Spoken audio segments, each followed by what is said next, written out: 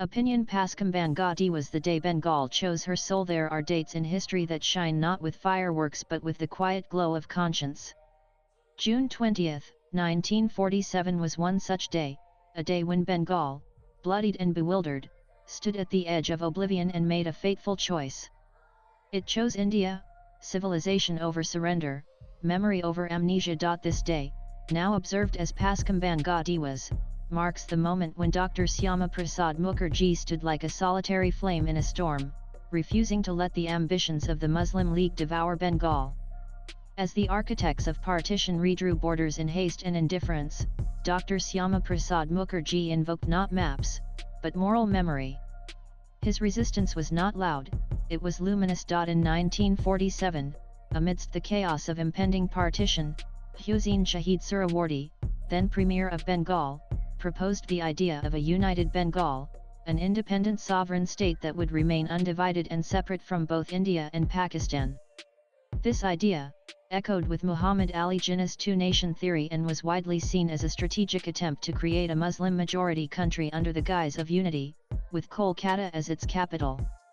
Syama Prasad Mukherjee emerged as the strongest voice against this plan.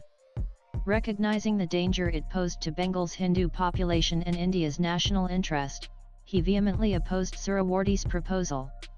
Dr. Mukherjee mobilized public opinion, warned the Congress leadership and argued forcefully for the partition of Bengal to ensure that its Hindu-majority regions, including Kolkata, remained part of India. He warned it would be a virtual Pakistan, a land where the soul of Bengal, its temples, poets, women, and identity would be erased. It was not merely a political stand, it was a civilizational intervention.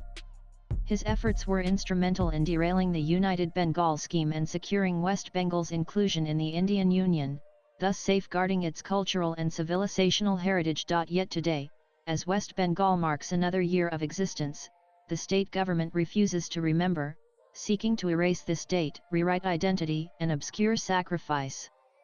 Paskamban Gadi is replaced by Poila Boishakh, a cultural celebration repurposed as political camouflage. Netaji Subhash Chandra Bose once warned, "The greatest crime is to compromise with injustice and accept wrong as the norm." This warning echoes hollow in the actions of Mamata Banerjee's government.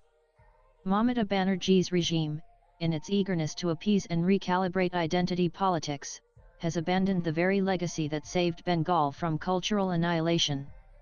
By rejecting June 20, it rejects the sanctity of memory, the pain of partition and the fierce foresight of Dr. Syama Prasad Mukherjee. We must ask, is this historical innocence or deliberate amnesia? Let us recall, it was Dr. Syama Prasad Mukherjee who, after the genocide of Direct Action Day, refused to play by the rules of fatalism. He warned Lord Mountbatten, debated Jawaharlal Nehru, opposed Suhrawardy, and appealed directly to the people of Bengal. His voice was not communal, it was existential. It was the luminous defiance of a civilization that refused to be erased. What he salvaged was not merely a province, it was the dream of Bengal. Not the Bengal of geography, but of poetry and pride, the Bengal of Chaitanya's Kirtan, Vidyasagar's reform, Tagore's song, and Subhas Bose's fire. A Bengal whose rivers flow with memory and resistance, not just water. Paskamban Gadi therefore, is not just a political date. It is the ethical inheritance of every Bengali. It is the heartbeat of the soil that once gave India her greatest reformers, artists, thinkers, and martyrs. As Rabindranath Tagore wrote, Bipod more rakha koroi no more prarthana, Bipod ami nag no kori bhoi, let me not pray to be sheltered from dangers, but to be fearless in facing them. Drive. Syama Prasad Mukherjee did more than pray, he acted. Let Bengal seek its heart again. Let this not be nostalgia, but necessity. In remembering June 20, we do not glorify partition, we sanctify the resolve to survive it with dignity. Today, as West Bengal contends with violence, unemployment, and cultural erosion, it must look to June 20 not as history, but as instruction. Swipe left for next video. Dr. Syama Prasad Mukherjee was the son of Bengal's soil, and June 20 marks the day when this son reclaimed the rights of his motherland. In this moment of drift, we must turn to the compass of conscience. And June 20 luminous with sacrifice and foresight, is that compass. Let us rise, as Bengal once rose, choosing India, choosing civilization, choosing the soul over silence.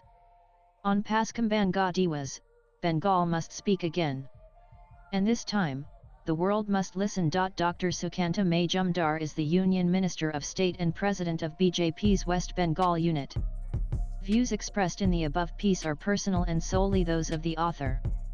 They do not necessarily reflect NEWS18's views. Latest blogs.